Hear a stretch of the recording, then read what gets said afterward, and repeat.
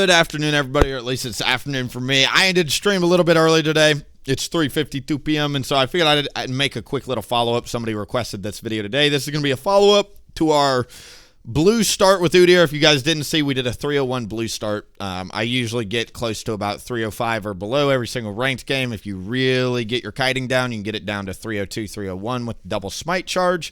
I wanted to go ahead and offer a little bit of commentary. We're just going to watch this over my shoulder, and we'll talk about the exact things that we do to get that clear speed down there. It's fun, you know, because I seem to keep losing my mental. I tell people, and I really want to stress that sometimes hopping into a practice tool for 10 minutes will get you way more growth and success than just trying to spam ranked games, because getting your clear speed down is super important.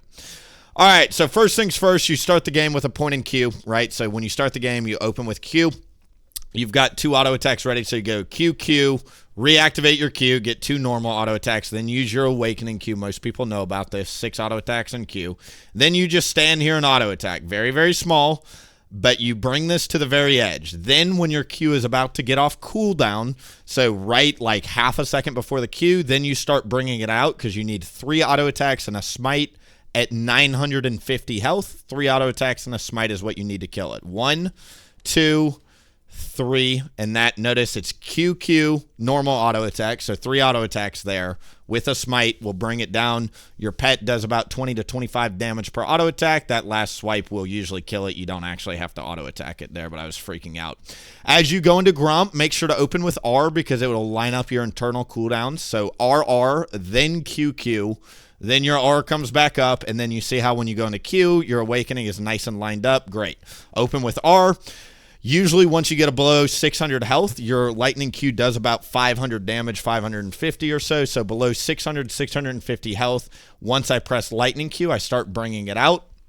You just start bringing it towards the wolf pit. As you come towards wolf pit, open with Q. Never stop moving. Otherwise, the wolves get clumped together and it becomes very hard to kite them and very hard to control where you're auto attacking.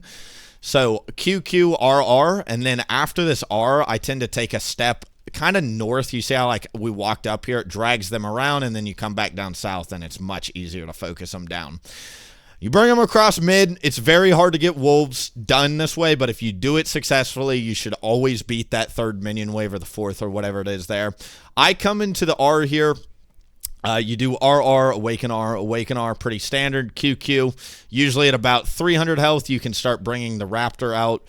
At about 180, the R burn plus the double auto attack from your pet will finish it off, which is nice. Here, you just open with Q. The important thing with red, because it'll be a little bit different on each clear cycle, depending on when you use your auto attacks and awakening, you just want to make sure that when you go into Q, you have your awakening up. So right now I just swapped into turtle. I've got 10 seconds before my Q comes up.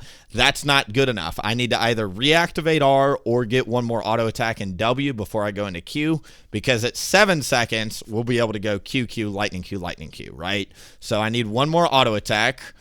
And then there's that awkward like 3-second gap. So I messed up here, actually. This was a slight mistake. But we still get the lightning Q off. That's the important thing. Don't waste any auto attacks. Bring it around.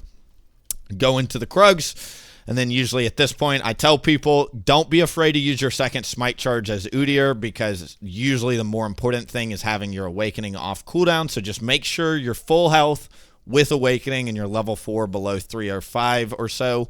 Because at this point, you're set up for a very fast gank. You can even go invade. It's very easy. There's just, again, small things you want to do. Again, open with R on the Grump, so that way you line up your awakening. Do your best to kite it out. Your threshold on Grump to start kiting is about 600, 650 health. Your wolves, bring it up north before you bring it south here. Same on the other side. You just literally go south and then bring it up north. So just kite it towards the center of the map, then back down. Doesn't really matter the side of the map you're on. Cross mid, press W coming around the corner, use your Awaken R here. Make sure when you go into this, the whole important thing, I messed up again here, is just make sure you get your Q perfectly synced up.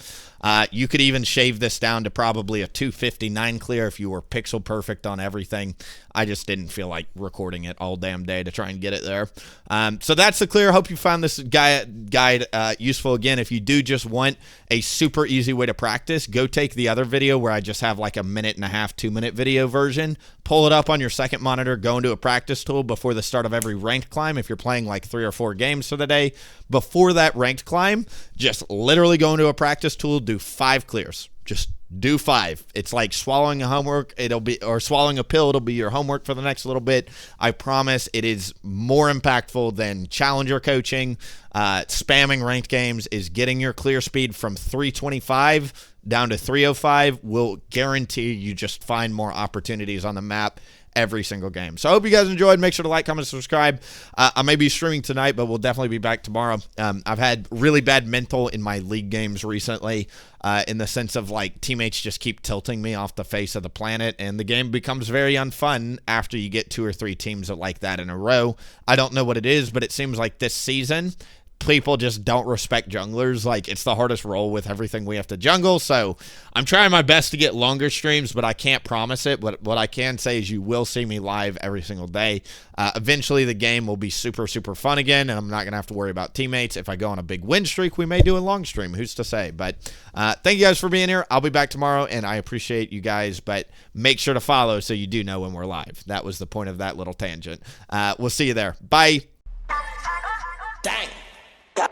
Call me so I can make it juicy for ya.